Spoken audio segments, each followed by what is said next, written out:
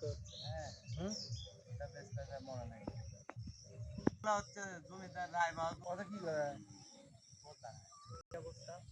তখন মানুষ জানাজানি হয়ে গেল, তখন ওই জিনিসগুলো বিশাল বড় আইডিয়া হয়ে পড়ে, বিশাল বড় ছাগল খালি পাঠা হয়ে পড়ে। পরে তারা থানা আমাদের যে সংরক্ষণ সংস্থা সংরক্ষণ 10 জন 5 জন মিলে যায়